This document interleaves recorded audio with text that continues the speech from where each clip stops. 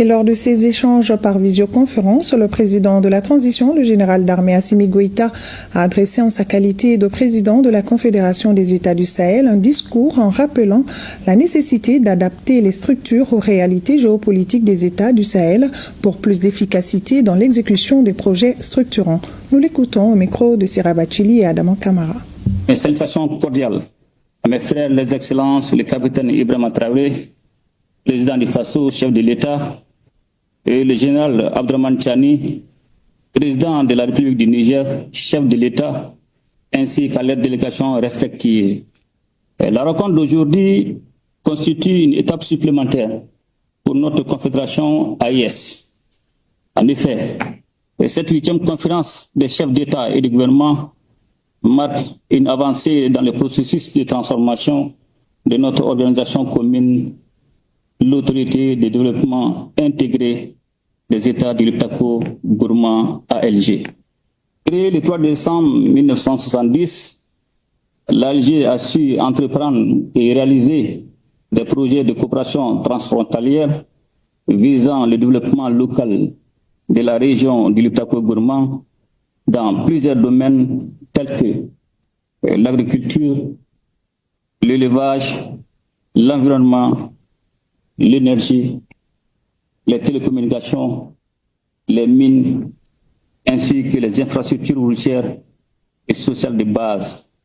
Avec ces 55 ans d'existence, notre organisation commune, l'ALG, s'est montrée résiliente et a produit des résultats tangibles.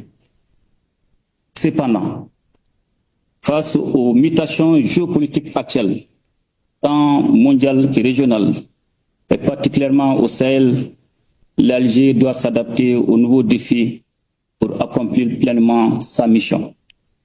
Notre rencontre réveille une importance capitale puisqu'elle marque un tournant décisif dans la vie de notre institution commune avec la création de l'Alliance des États du Sahel en septembre 2023, fondée sur la charte du Liptako-Gourma, et puis l'avènement de la Confédération des États du Sahel, AIS, en juillet 2024. Il est nécessaire de discuter de la forme que nous souhaitons donner à cet important outil d'intégration régionale à l'avenir. Ces échanges permettront de déterminer les approches adaptées visant une meilleure insertion de l'ALG dans l'architecture de notre confédération sous l'axe développement. Puisqu'une simple transformation, ce désir de changement que nous célébrons aujourd'hui découle de notre volonté commune de prendre en compte les réalités géopolitiques actuelles, mais aussi la nécessité d'ajuster les structures de notre organisation face aux défis du moment. Et cette démarche nous évitera sûrement la création de structures supplémentaires dont le fonctionnement et l'opérationnalisation seraient coûteux pour nos États. En réaménageant l'existant tout en tenant compte des nouvelles réalités de notre espace confédéral, nous réussirons à atteindre nos objectifs de développement. Pour y parvenir, nous attendons des ministres de tutelle et des experts des propositions concrètes qui nous permettront non seulement de mieux définir la forme que prendra notre institution, mais aussi ses nouvelles missions. D'ores et déjà, j'estime nécessaire de capitaliser l'expérience de l'ALG tout en opérant une transformation qui correspondra mieux aux idéaux de notre confédération, mais aussi aux aspirations de nos populations à une appropriation réelle de leur souveraineté.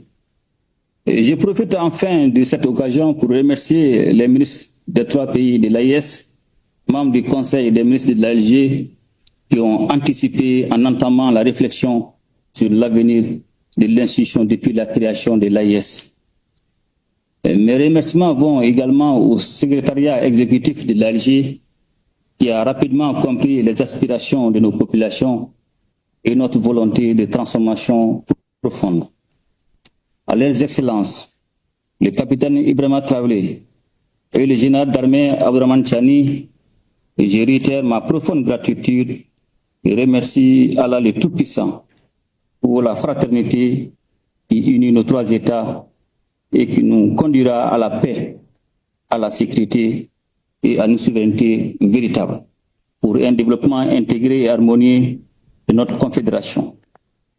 Nous sommes déterminés et nous nous donnerons les moyens d'atteindre nos objectifs.